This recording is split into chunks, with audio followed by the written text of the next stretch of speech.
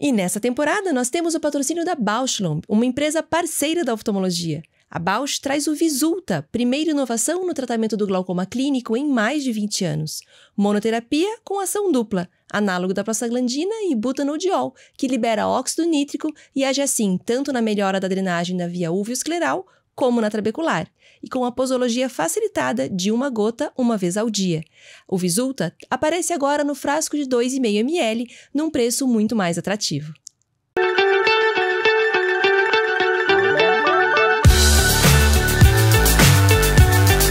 Sejam muito bem-vindos à 5ª temporada do podcast da Oftalmo Experts. Eu sou Maria Cecília. E eu sou Viviane Sakata. E hoje nós temos como convidado o Dr. João Medeiros Neves, oftalmologista em Belo Horizonte, com uma vasta experiência no Sistema Único de Saúde, em atendimentos públicos, e que veio me surpreender aí numa palestra em que eu vi que é possível viver só de SUS. Então isso me chamou muito a atenção e por isso o João está aqui para dividir um pouquinho da sua experiência e do seu conhecimento. Seja muito bem-vindo, João. Muito obrigado. Meu nome é João Neves, sou médico oftalmologista. Eu sempre fui muito apaixonado por gestão e tecnologia. Então, antes de fazer minha faculdade de medicina, eu cheguei a fazer 2 anos de engenharia. E, ao final do 2º ano de engenharia mecânica, eu voltei para Belo Horizonte. Eu morava em Florianópolis, voltei para Belo Horizonte e fiz minha formação em medicina na UFMG. Durante a minha formação, eu participei da construção do núcleo de telemedicina aqui da UFMG e após formado lá na faculdade, eu entrei numa pós-graduação de negócios e organizei o primeiro serviço de oftalmologia SUS em 2010 da Faculdade de Ciências Médicas aqui de Belo Horizonte. Olha. Em 2010, a gente criou a residência e eu fui residente desse mesmo serviço das Ciências Médicas que eu ajudei a construir. Fiquei lá até 2013. Em 2014, eu fiz um fellow no Hospital São Geraldo, da UFMG, e fui convidado para estruturar o serviço de oftalmologia do Hospital Evangélico de Belo Horizonte. Me desvinculei das ciências médicas, ingressei no Hospital Evangélico, onde estou até hoje. Então, durante esse período, eu tive a oportunidade de fazer uma pós-graduação em auditoria médica, cheguei a ser auditor da Unimed BH, fiz um curso, o FBA, com o Dr. Rubens, no IPEPO em São Paulo, fiz o curso de pesquisa clínica oferecido pela Faculdade de Harvard, chama PPCR, também para conseguir me aprofundar na parte de pesquisa e desenvolvimento. E, atualmente, a gente tem o serviço de oftalmologia do Hospital Evangélico em Belo Horizonte, mas também já ampliamos para o serviço em Betim, Sabará, Nova Lima e Itaúna, aqui na região da Grande BH. Puxa vida! Que legal e que trajetória distinta do que a maioria de nós segue, né? Muito legal. Então, você fez gestão antes de fazer oftalmologia? Exatamente. Eu fiz uma pós-graduação de gestão da Fundação Dom Cabral, aqui de Belo Horizonte, porque eu sempre quis... eu identifico que o sistema de saúde muito da ineficiência do acesso das pessoas por um problema gerencial e, às vezes, até de premissa de estruturação do sistema. Então, tem muita coisa a ser melhorado. Quando eu formei na faculdade, eu identifiquei essa lacuna e falei, eu quero, antes de saber, de ser um especialista, eu quero saber bastante sobre gestão para poder atuar não só focando no paciente, mas também nos processos, nas rotinas, para conseguir ter o melhor desfecho do paciente, não na perspectiva clínica, mas também na perspectiva de viabilidade econômica do modelo assistencial. Legal, muito joia. Você é o segundo entrevistado que a gente tem que fez a Dom Cabral. A gente entrevistou um tempo atrás o Dr. Marcos Carvalho, também médico, que tem uma empresa aí que é o Sucesso Médico, e ele também falou pra gente da Dom Cabral. Essa Dom Cabral deve ser boa, desculpa, eu não conheço. Tô falando dessa forma porque eu não conheço, mas assim, são 2 pessoas de muito destaque, então acredito que seja realmente muito boa para essa formação em gestão. Eu vou começar fazendo uma breve introdução aí para nossa audiência, com algumas informações, alguns números, né? Para daí a gente entrar no assunto desse episódio, que seria a oportunidade do SUS. E eu gostaria de perguntar para você, nossa audiência que nos ouve, se você já pensou em parar de atender convênios e passar a atender somente pelo Sistema Único de Saúde. Será que é uma boa ideia? E para isso eu vou trazer alguns números para vocês. No Brasil, cerca de 75% da população depende exclusivamente do SUS. para seus atendimentos médicos. Isso equivale a 150 milhões de pessoas. O restante utiliza serviços privados ou suplementares, sendo que só 25% possuem planos de saúde, com desigualdades regionais e sociais significativas. Por exemplo, o Norte e Nordeste têm mais dependência do SUS ou ficam no particular, Sudeste e Sul têm mais usuários da rede privada ou da saúde suplementar. E aí vem essa pergunta, né? É possível viver só de SUS? E o João tem uma vasta experiência em atendimentos públicos, né? Assim, capitaneado mesmo, pago, né? Vamos dizer assim, o pagador é o Sistema Único de Saúde, é o governo federal. E eu quero perguntar, assim, para você, se vale a pena e se você hoje atende somente SUS, você atende, você está só na gestão, como é que é o teu papel aí nesse lugar que você está aí, que é a evangélica, né? Sim, no Hospital Evangélico de Belo Horizonte e nas outras clínicas. Atender somente SUS tem algumas premissas que precisam de ser avaliadas pela pessoa. Primeiro é o propósito dela. Então, você vai se dedicar 6, 8, 10 horas por dia atendendo determinada população. Dentro desse propósito, existe a perspectiva econômica, que não pode ser desconsiderada, mas existem a perspectiva social, um pouco da fé e das crenças da pessoa nessa vinculação. Na perspectiva econômica, é possível, é viável se dedicar integralmente ao SUS. É importante entender como é que o sistema funciona e também escolher como atuar no SUS. Existem várias formas de ter essa atuação. A atuação no SUS, ela pode ser desde um profissional concursado em um município ou em um hospital federal. Então, você vai ter o seu salário e vai atuar naquela instituição enquanto um funcionário concursado.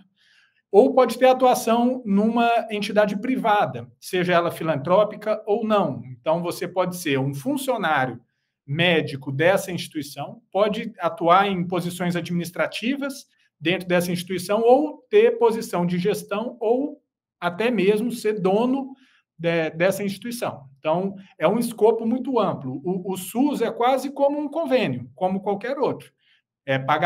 Faz o pagamento daquele procedimento realizado e as coisas funcionam.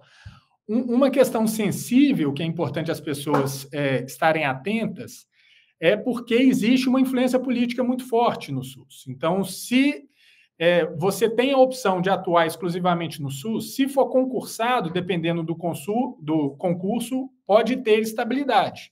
Mas atuando dentro de um privado ou contratualizando direto com o SUS, essa estabilidade não existe e, nos momentos de insegurança, como agora a gente está passando por um momento de transição política, pode ser que esse contrato não perdure, ou geralmente os contratos com o SUS têm um prazo de até 5 anos, pode ser que daqui 5 anos abra-se um novo processo de chamamento e aquele contrato não mais esteja com vocês, ou com o ente privado que esteja prestando serviço para o SUS.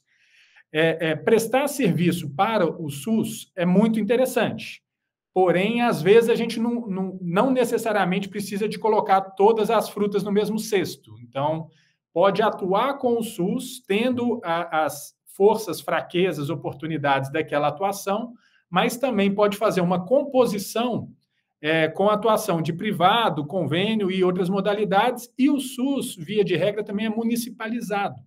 Então, às vezes, a pessoa pode atuar como a gente atua em determinado município, mas também atuar em outros municípios, o que diminui um pouco o risco, porque se, eventualmente, você perder um contrato em um município, você pode manter o contrato em outro. Muito interessante. Quando você estava falando, eu estava pensando exatamente isso. Então, quer dizer que não dá para colocar todos os ovos na mesma cesta, porque você pode, de repente, quebrar, né, com isso.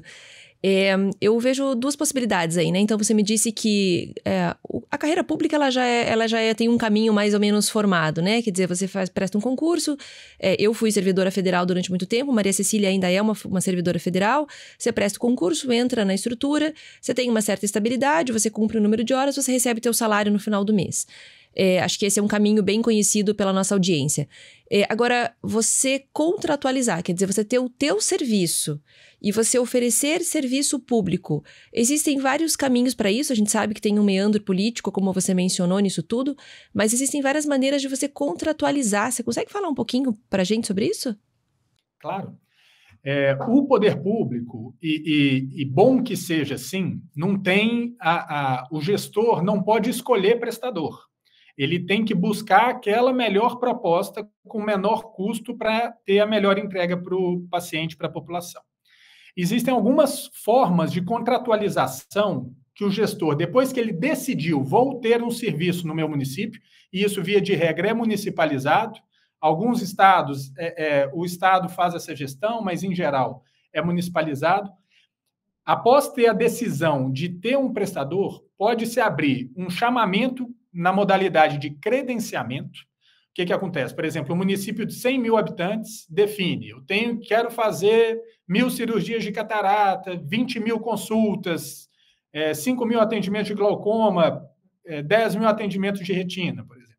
Ele pode abrir um chamamento na modalidade de credenciamento que todos aqueles que tiverem interesse de prestar o serviço para o município nas condições que o município define, e essas condições são colocadas no credenciamento, todos eles participam e dividem aquele montante total em parcelas iguais para que todos possam prestar aquele atendimento. Essa é a primeira modalidade, que seria a modalidade de credenciamento. Existe uma segunda modalidade, que é a modalidade de licitação. Em geral, nessa modalidade de licitação, poderia ser apresentado aquele montante inteiro de procedimentos e abre-se um processo de chamamento que ganha aquele que oferecer o menor preço. Então, aquele lote não é dividido para todos os interessados por uma condição pré-estabelecida. Ele é cedido para aquele que oferecer o menor preço. E existe uma terceira modalidade, que participam muito as organizações sociais, que é por concurso de projeto. Nessa modalidade, em geral, só podem participar aquelas entidades sem fins lucrativos, por isso as organizações sociais. Existem requisitos de qualificação para essas organizações sociais, mas nessa modalidade o município não pede o menor preço, ele pede a melhor proposta. Ele define o escopo de orçamento e de atuação, e aquela proposta que foi apresentada é apresentada a base de funcionamento daquela proposta e os indicadores de acompanhamento da proposta. Então, não necessariamente pelo menor preço, mas pela melhor entrega possível de ser mensurada dentro daquele contrato. Então, existem várias formas, né? Aqueles que têm interesse de participar com entidades com fins lucrativos, então uma empresa limitada ou uma empresa SA, geralmente buscam participar de processos de licitação ou de credenciamento. Já as entidades sem fins lucrativos, existe uma estruturação no Sistema Único de Saúde que favorece, inclusive constitucionalmente, que as entidades sem fins lucrativos tenham uma atuação maior. Essas entidades são entidades que não podem distribuir dividendos.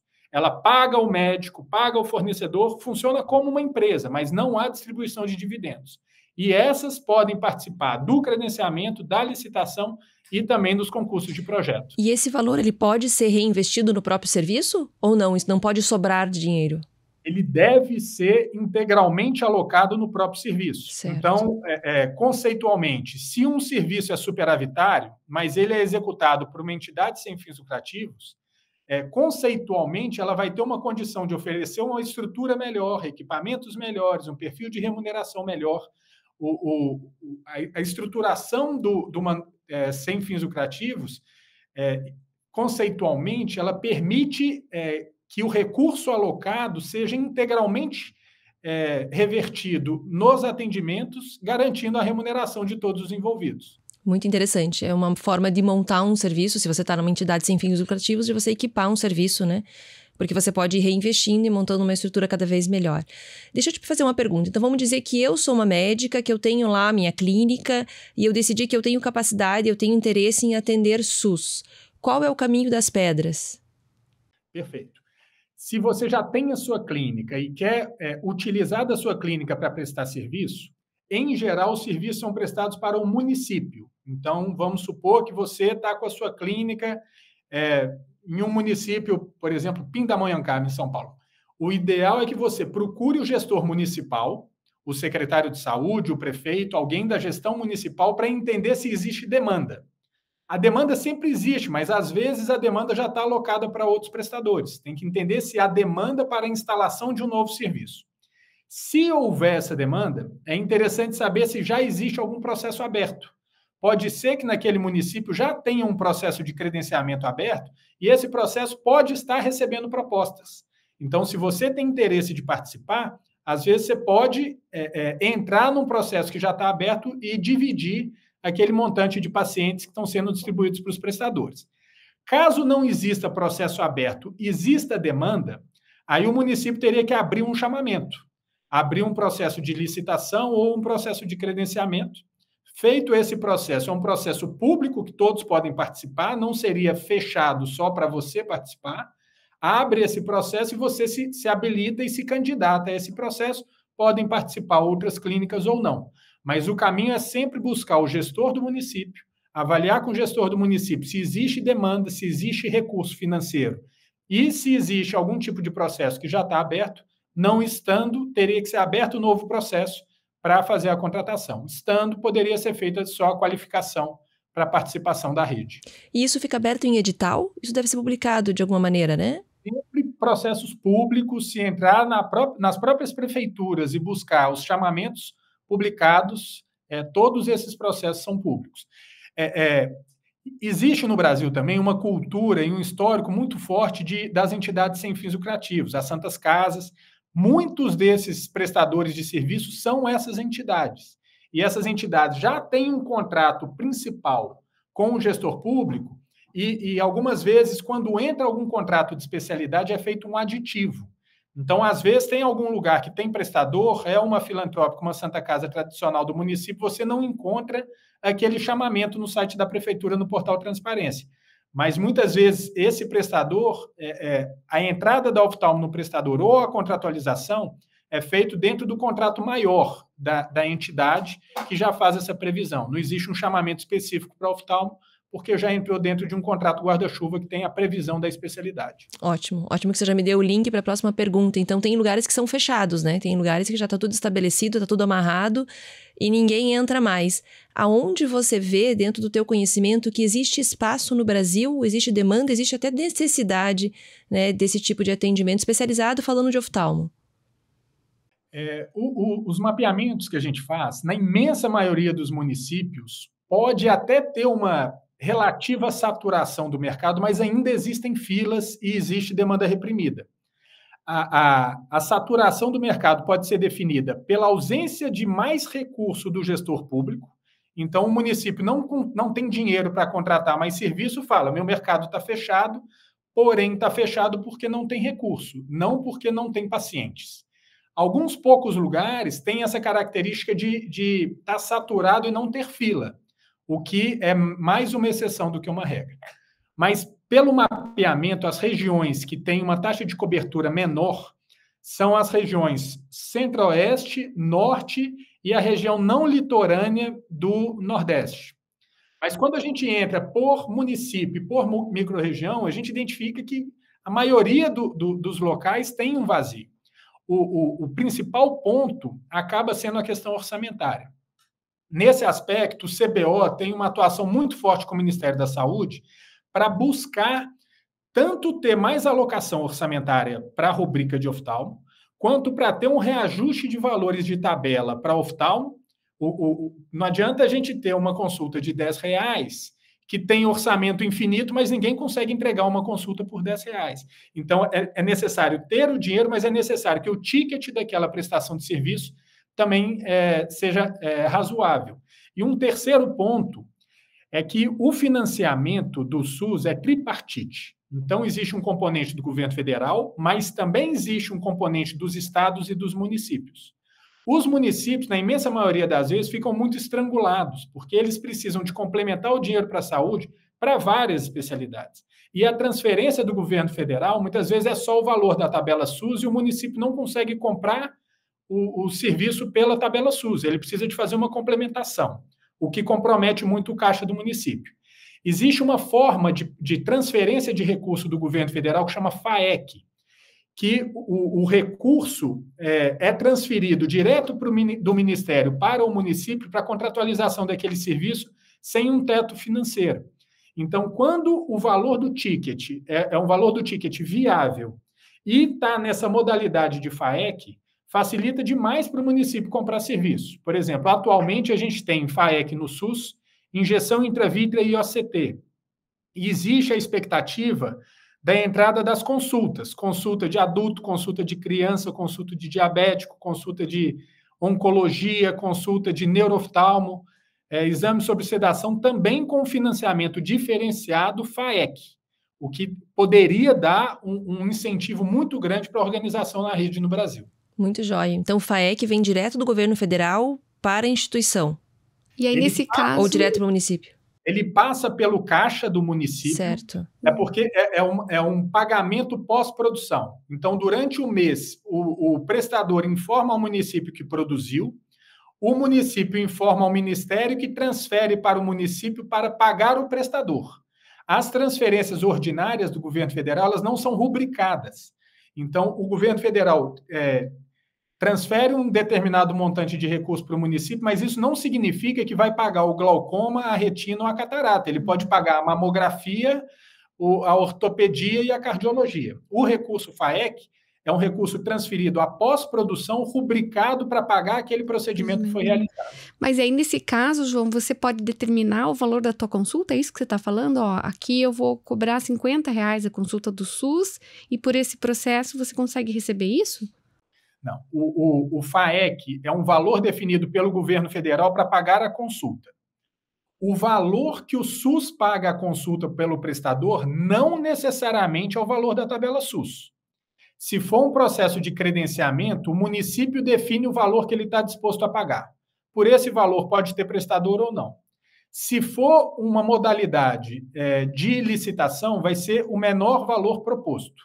E se for a modalidade de concurso de projeto, o próprio projeto, como nas federais, o pessoal tem muito hábito de fazer projeto, você define o valor da rubrica no projeto. O FAEC transfere o recurso da tabela SUS previsto ou um incentivo que está previsto no FAEC. Por exemplo, para cirurgias eletivas, o governo federal faz ações específicas de incentivo. E ele define, muitas vezes, que a remuneração vai ser por FAEC e que a tabela pode ser dobrada. Então, para determinadas ações específicas, o governo federal define qual que é o valor. E esse valor que o governo federal define que é transferido para o município. O município pode pagar um valor superior ao valor definido pelo governo federal, mas essa complementação sai do cofre do município. Aí é uma negociação município-prestador. Tá, então, pelo que eu entendi, você vai ter remunerações de valores diferentes para mesmos procedimentos pelo SUS em diferentes lugares do Brasil. De acordo com a maneira de contratação. De acordo com como esse gestor fez a contratação. Desenhou e alinhou ali. Isso é uma grande contratação, novidade. né? Então, essa pergunta é interessante para reforçar para quem está nos ouvindo, que talvez não fique tão claro, né, quando a gente está falando. Então, de acordo com a modalidade de contratação, você tem um valor de consulta. Se for licitação, é um valor de tabela. Se for credenciamento, é o valor de tabela. Se for licitação, quem tiver o menor preço ganha. FAEC e projetos são valores que aí você precisa olhar, porque vai ser definido especificamente para aquilo, né? Exatamente. Certo. Interessante. Me conta uma coisa, eu não sei se essa informação procede, mas queria que você me confirmasse, me desse mais informações, se clínicas que atendem SUS têm isenção tributária, não pagamento de contribuições sociais, PIS, COFINS, se isso procede no dinheiro que você recebe. O que acontece? Quando uma entidade, aí existem as modalidades tributárias, a entidade prestadora de serviço para o SUS pode ser uma entidade com fins lucrativos. Na modalidade com fim lucrativo, ela pode ser lucro real ou lucro presumido. A entidade de lucro real faz a contribuição de PIS/COFINS e sobre o lucro apurado é feito o recolhimento da contribuição social e imposto de renda, CSL e imposto de renda. Essa é uma empresa de lucro real, geralmente são empresas grandes, porque precisa de ter uma estrutura contábil muito sólida para poder ter a prestação de serviço. Dentro da modalidade de lucro presumido, existe a modalidade de lucro presumido de prestação de serviço médico, que ela tem uma presunção de lucro de 32%, então o valor da carga tributária total fica em torno de 16% a 18%. E existe uma outra modalidade de lucro presumido, que é a modalidade de lucro presumido hospitalar, para aquelas entidades que fazem procedimentos cirúrgicos e de diagnose, que a presunção do lucro não é 32%, é de 8%. E isso pode dar um impacto muito grande para os prestadores de serviço, porque a carga tributária total, que era de 16% a 18%, dependendo do ISS, cai para 8% a 10% no lucro presumido hospitalar. E existe a modalidade das entidades sem fins lucrativos. Então, na modalidade com fim lucrativo, não existe isenção de PIS, COFINS, imposto de renda e contribuição social. Na modalidade sem fins lucrativos, se for uma associação, como é sem fins lucrativos, não há o que se falar sobre contribuição social, CSSL e imposto de renda. Porém, o PIS e o COFINS são aplicados quando a prestação de serviço não é para o objetivo da entidade. Então, eu tenho um condomínio que presta serviço de oftalmologia. Dentro do estatuto da entidade, não está previsto prestação de serviço. Aí, incide contribuição social, PIS e COFINS.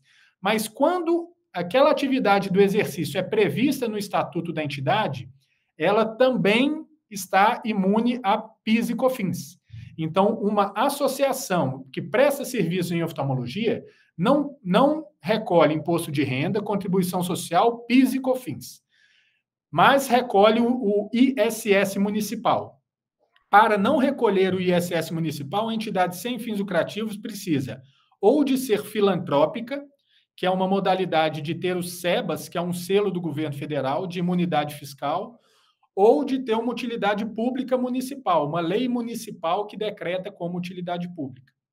E a outra modalidade, que é sendo filantrópico e com o SEBAS, também concede à entidade a imunidade da parcela patronal do INSS. Então, a modalidade com menos carga tributária possível é a entidade filantrópica, porque ela não paga PIS, COFINS, imposto de renda, contribuição social, ISS, nem o patronal do INSS. Então, faz sentido, né? Faz sentido, ela é sem fins lucrativos, então faz sentido. Mas a minha pergunta era realmente se as clínicas lucrativas, com fins lucrativos, elas teriam alguma isenção. Então, a resposta é não, ela não tem nenhuma isenção. Tá ótimo. E eu tenho uma pergunta aí em relação ao final, né? Ao pagamento, vamos dizer assim. Então, eu tenho uma clínica, eu presto serviço para o SUS, eu fiz lá uma contratação, eu atendo o SUS. Como é que é a União, e aí não é a União, né? É o município, na hora de pagar? Quer dizer, a burocracia desse pagamento, relatórios, é um bom pagador? Como é que funciona isso do teu ponto de vista? É muito heterogêneo, depende muito do município. Nos municípios onde eu tenho atuação, tem um controle e uma responsabilidade maior. O que acontece? Às vezes o município não paga por desorganização, às vezes o município não paga porque não tem dinheiro. Mas, às vezes, o município também não sabe que não tem dinheiro. Ele vai fazendo a gestão ali da forma que dá, quando pega para ver no final do ano, o dinheiro acabou e tem um compromisso financeiro. O orçamento do município é feito de forma anual. Então, tem uma lei que é definida no ano anterior de quanto do orçamento vai ser alocado para saúde, educação, para todos os lugares, e o município vai comprando serviço. Tem municípios que são muito organizados, então eles fazem o orçamento, divide por mês, faz análise de demanda, para de mandar paciente quando sabe que o dinheiro está acabando, volta a mandar quando tem um recurso que ele consegue fazer a alocação, mas tem município que o gestor está vendo fila, vai querendo acabar com as filas e vai encaminhando. Aí chega no meio para o final do ano, pode ser que não tenha recurso para continuar pagando e trava. Depende muito do município e da organização do município. A União tem um repasse, que é o teto MAC, que a gente chama o teto financeiro de média e alta complexidade, que é um repasse mais ou menos previsível para o município. Então, o município sabe mais ou menos quanto que ele vai receber de repasse da União. A arrecadação do município é um pouco imprevisível, então, quando vai chegando no final do ano que o município sabe, e a gestão de filas e gestão de rede, que muitas vezes é o mais desafiador. Então, às vezes chega período, por exemplo, período eleitoral. O município está querendo dar um gás para acabar com a fila, mas na hora que vê, não sobrou orçamento para fazer o pagamento. E uma outra coisa que é muito importante, quem atua com o SUS saber, é que o repasse do final do ano muitas vezes é complicado. O município precisa de abrir o orçamento no mês de janeiro e, às vezes, só consegue fazer um empenho para pagamento no mês de fevereiro e março. Então, toda virada de ano é um pouco mais complicado porque precisa de fechar o orçamento do ano anterior, abrir do ano seguinte e o pessoal da finanças do município tem que fazer uma organização grande para começar a fazer os repasses. Então, é muito heterogêneo, é importante conversar com os prestadores SUS do município para entender qual que é a realidade daquele município que você está pretendendo trabalhar, para avaliar os riscos que existem em relação aos repasses. Entendi. Muito interessante. A experiência conta bastante aí, né? Deixa eu fazer uma pergunta mais pessoal aí, já caminhando para o final, mas eu não sei se você já falou isso, me perdoe se já tiver falado. A tua realidade hoje, então, você atua também como gestor, vamos dizer assim, da Evangélica, e você atua no público e privado? Quando eu comecei no Hospital Evangélico, especificamente em 2014, eu fazia praticamente todas as agendas. Então, abrir o serviço, tinha que me virar para atender tudo e o objetivo é que fosse um serviço grande.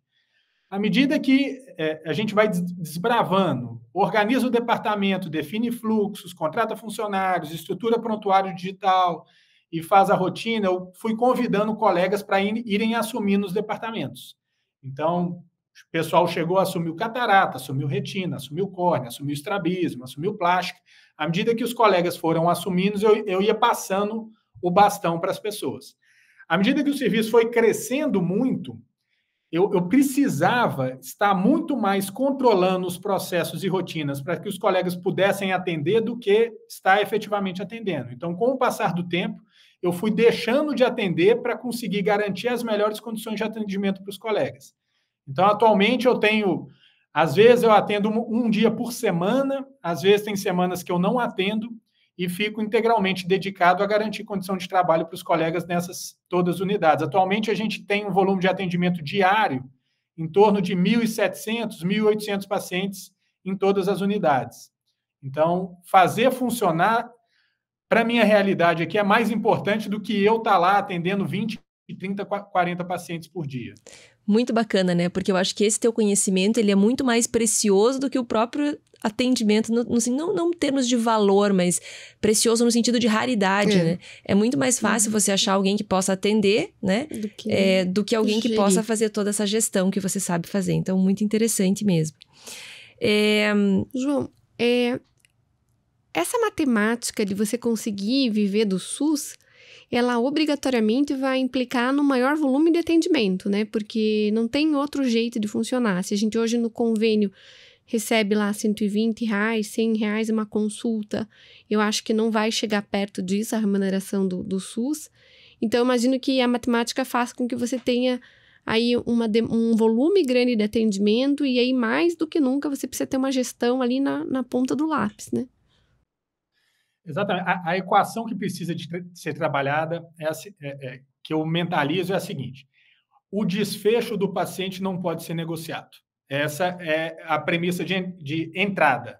Então, aquele paciente vai ser atendido por aquele profissional e o desfecho desse atendimento tem que ser o mesmo do convênio do particular. Feito isso, o que a gente pode otimizar daquela experiência para permitir que elas necessariamente tem que ser um volume maior para diluir os custos fixos, exatamente como você colocou. Então, o volume de atendimentos que vão ser feitos naquele momento vai ser maior e os custos têm que ser menores. Então, em geral, a produtividade do profissional precisa de aumentar. Como que a gente pode aumentar a produtividade do profissional? Então, a gente tem uma logística aqui de uma equipe de apoio para o profissional. O paciente já chega com exames prontos, a gente tem uma concierge, que a gente chama, uma ajudante para o médico, para ele não ter que ficar correndo de um lado para o outro, não ter que fazer papel, burocracia. Fica uma pessoa dedicada a apoiá-lo para que ele consiga aumentar a produtividade. Então, o tempo dele precisa de ser o tempo dele para colher informação e tomar decisão. Todo o tempo que ele não está fazendo isso, em princípio, é um desperdício. Mas a gente também precisa, além do desfecho do paciente, de ter um ótimo relacionamento do médico com o paciente. Senão, não tem adesão. Um dos principais problemas de falta de adesão, por exemplo, de paciente com glaucoma, de paciente diabético, é porque ele não acredita que ele precisa daquilo e não teve aquele consumo de tempo. Então, o médico, na frente do computador, digitando de costas para o paciente, é um tempo perdido. Não pode existir esse tempo. O médico tem que estar sempre ou conversando com o paciente, colhendo informações, tomando decisão e garantindo um ótimo relacionamento médico-paciente. Feito isso, tendo uma otimização do tempo do médico, a gente precisa de ter uma otimização do consumo de itens.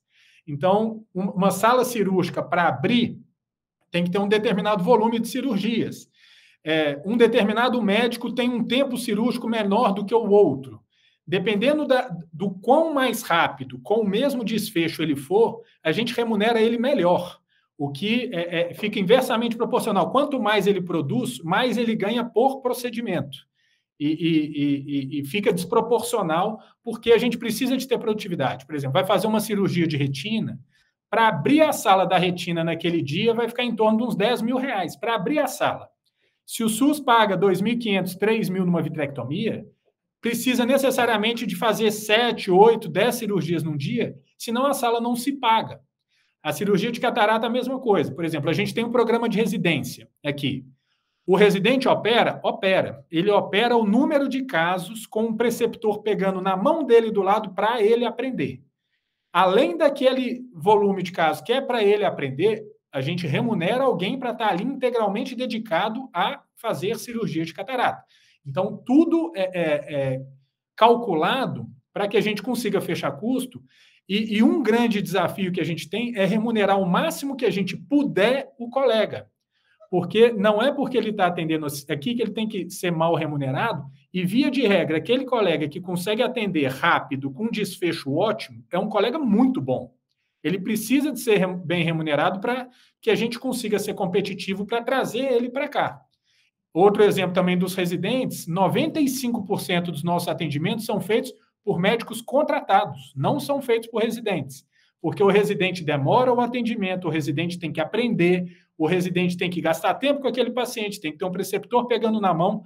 Se toda a minha estrutura de atendimento demandar que o residente atenda devagar, que o residente estude caso a caso, e que o preceptor que está com ele seja remunerado, fica inviável. É mais viável pagar alguém que vai atender numa logística otimizada para fazer o modelo funcionar do que depender de aluno. João, você vale ouro. Vale ouro em vários sentidos, né? Por causa do conhecimento exposto de uma maneira tão clara, que assim é sensacional. Então, quem não ouviu bem, ouve de novo, volta e ouve de novo, porque vale a pena, porque eu acho que você dá vários insights aí que servem para o sistema público, com certeza, mas que servem até para o privado, né? Eu acho que é uma tendência, assim, a gente teve outros episódios aí em que a gente vê que agregar funcionários ou equipe não médica, ela traz mais valor ao atendimento pro paciente e valor financeiro também, né? Porque ele economiza o tempo do médico, vamos dizer assim, né? Mas existe um tempo mínimo necessário para criar empatia, né? E isso é fundamental, isso é inegociável. Então, muito legal a tua fala. E você vale ouro também porque você vale dinheiro, né? Porque acho que o tanto que você economiza, que você faz um serviço desse lucrar e andar mais, eu acho que é sensacional. Essa conta deve ser bem boa aí pro serviço onde você tá. Eu acho que poucas pessoas têm esse know-how, né? Esse expertise que você tem. Eu não tinha conhecido ninguém que tinha esse expertise, assim, dessa maneira que você coloca. E eu acho que isso é muito legal. Tem uma demanda muito grande. Você já viu profissionais como você ao redor do Brasil? Você acha que isso tem? Porque eu acho que isso é uma coisa... A gente tem um Brasilzão gigante, né? Que tem uma demanda muito grande. Isso precisa melhorar, a população precisa disso. Qual que é a tua visão em relação a isso? A minha vida... Eu conheço muito profissional muito melhor do que eu. O que eu acho que às vezes falta é as pessoas acreditarem que vale a pena trabalhar nesse perfil de segmento. Então, as pessoas que são muito melhores que eu, geralmente elas falam, pô, se eu consigo gerar valor no convênio no particular de uma forma muito boa, para que eu vou mexer com o SUS, passar amolação, ter problema? Então, existe muita gente boa. E existe muita gente boa no SUS também. Mas trabalhar com o SUS, vocês são servidoras federais, às vezes é tão desafiador, eu vejo isso dentro das secretarias de saúde também. Tem gente tão boa, mas que tem tanto problema, e que se a pessoa piscar, o problema explode, que as pessoas acabam não aparecendo. Então, elas ficam consumidas o tempo inteiro para fazer aquilo funcionar, e se ela parar de rodar a engrenagem, a estrutura desaba, que elas acabam não aparecendo. Mas tem muita gente boa. E um desafio que tem no SUS é que talvez 60%, 70% da rede hoje seja de entidades públicas, federais, estaduais, municipais, e isso aumenta a complexidade de uma forma tão grande. Para você fazer uma compra num hospital federal, você vai gastar 6 meses, você está precisando, não, eu preciso de um colírio, um anestésico, não, 6 meses o processo. O pessoal acaba ficando perdido dentro das estruturas e não aparecendo muito. Mas tem muito espaço, tem muita gente boa. Tem que procurar as pessoas e tirar as pessoas de dentro das salas também. As pessoas estão lá desesperadas, apagando incêndio o tempo inteiro. Às vezes elas não aparecem.